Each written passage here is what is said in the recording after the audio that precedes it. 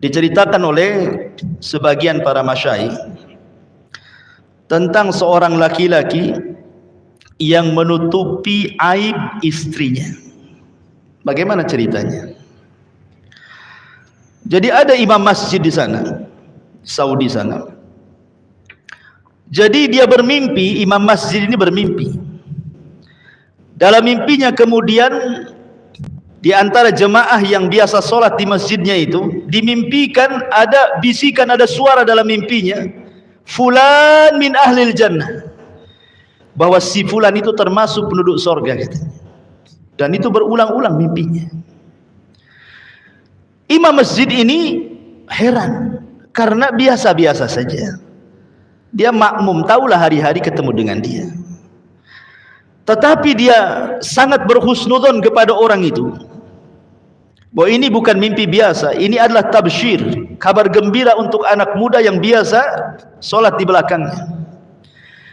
Suatu hari ketika jamaah sudah pada pergi satu, dia tahan tuh anak muda itu. Kemudian dia berbicara empat mata, wahai fulan, saya ingin bicara denganmu empat mata, tolong jawab dengan jujur. Adakah amalan-amalan sir, amalan-amalan yang tersembunyi yang kau lakukan?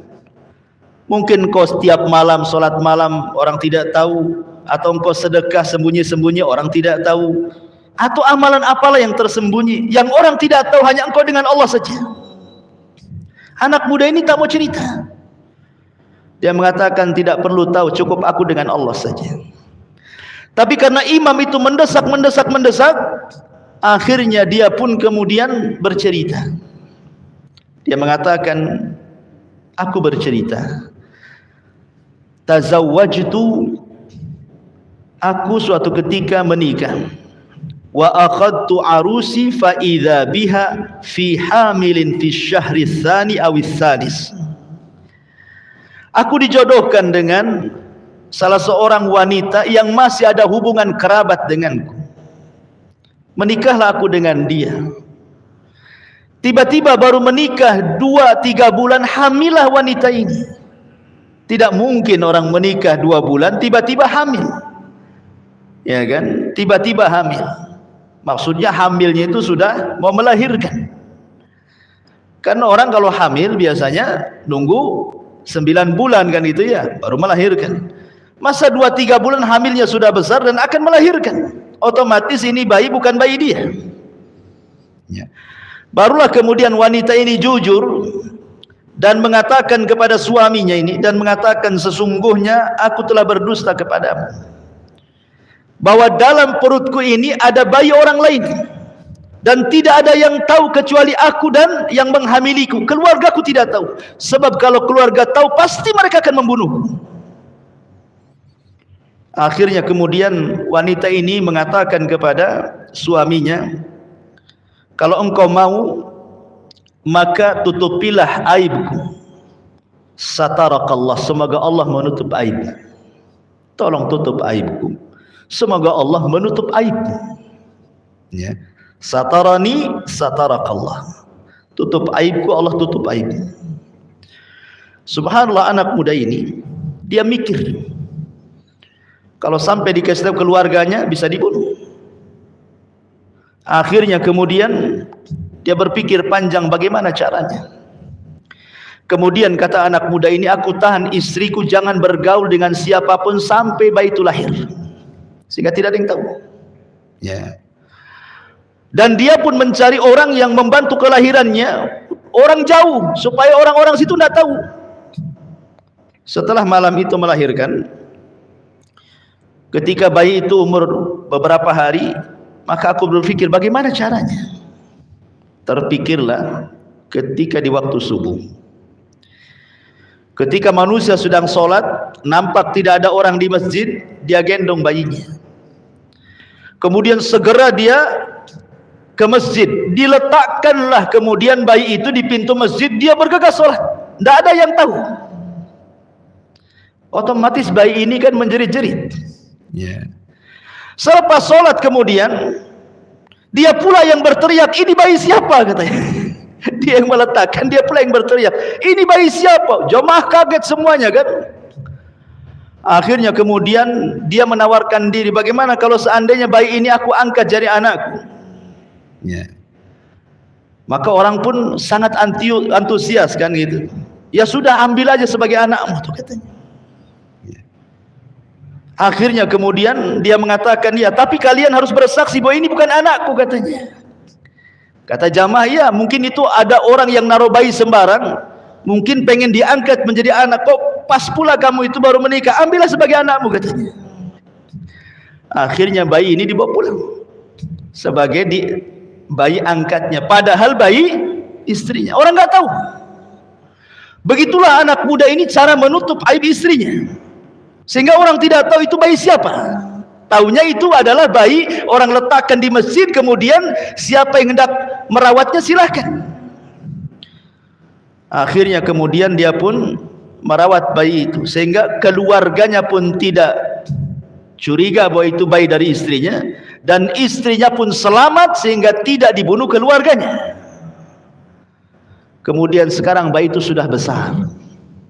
Anak muda ini mengatakan kepada imam masjid, boleh jadi mungkin ini amalanku. Aku berusaha untuk menutup aibku, dan saya minta jangan ceritakan, karena engkau memaksa aku ceritakan. Kemudian akhirnya anak muda ini heran gitu kan, mengatakan kepada imam masjid, kenapa engkau bertanya soal aku? Kemudian imam masjid ini mengatakan, aku bermimpi berkali-kali bahwa ada yang membisikkan kepadaku bahwa si fulan termasuk ahlul jannah. Subhanallah ikhwan. Ya. Ma'asyiral muslimin yang dimuliakan Allah Subhanahu wa taala, tentu walaupun kisah ini anggaplah ya kisah rekayasa, bukan kisah benar, ya. Anggap seperti itu.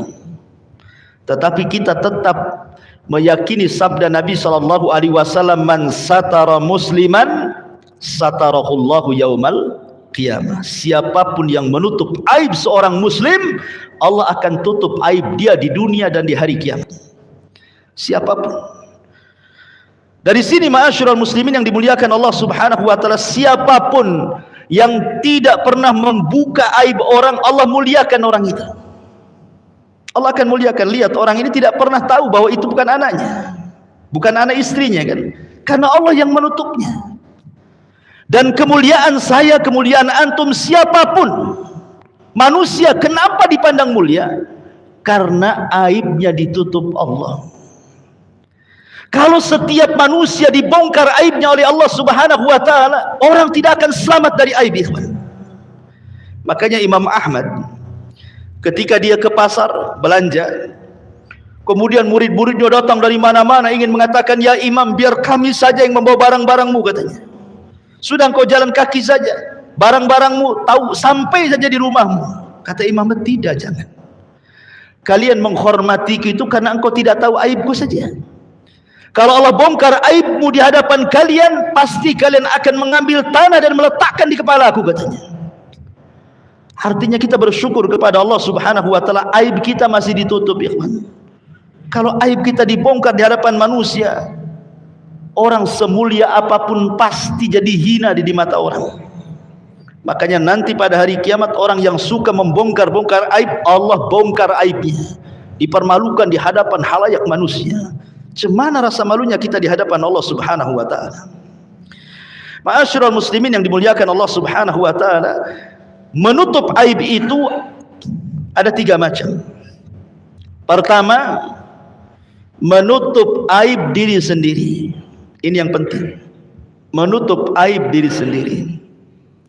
Karena Nabi SAW yang mengatakan, kullu ummati mu'afan illal mujahirun. Setiap umatku dimaafkan kesalahannya, kecuali orang yang terang-terangan menceritakan dosanya sendiri. Kalau kita dulu pernah berbuat dosa, jangan pernah diceritakan. Anggaplah dulu itu mungkin orang ini orang jahat, mungkin seorang wanita, dulunya seorang pelacur, naudzubillah. Ya. Kemudian dia bertobat kepada Allah Subhanahu wa taala, menutup auratnya. Kemudian dia kenalan dengan orang-orang yang baik-baik. Jangan pernah ceritakan masa lalunya. Cukuplah yang tahu dia dengan Allah saja. Orang ketika kenal dengan anda, anda ini orang baik-baik saja. Anda penuh dengan tato. Anda dulu seorang penjahat, sudah hijrah, tutup semua tatonya. Cukuplah Allah saja dengan dia yang tahu. Kalau kenal dengan orang, orang itu taunya antum orang baik, selesai. Ya. Itu yang pertama. Yang kedua, tutup aib saudara sesama muslim. Karena Rasul yang mengatakan tadi, man satara musliman satarahullahu yaumal qiyamah. Siapa yang menutup aib seorang muslim di dunia, Allah tutup aibnya pada hari kiamat. Dan jangan mencari-cari aurat orang lain. Sebab kalau kita mencari-cari aurat orang lain, aib orang lain, keburukan orang lain, Allah akan bongkar aibnya walaupun di dalam rumahnya, kata Rasul. Kalau kita mencari-cari aib orang itu, nanti Allah bongkar aibnya sendiri tuh.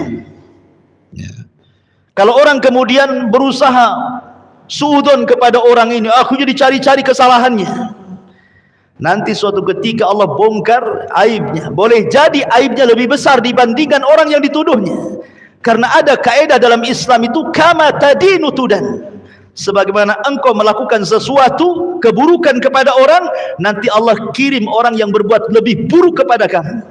Itulah yang disebut dengan hukum karma namanya. Ya. Kemudian yang ketiga, satrul mayyit, menutup aib orang yang sudah mati.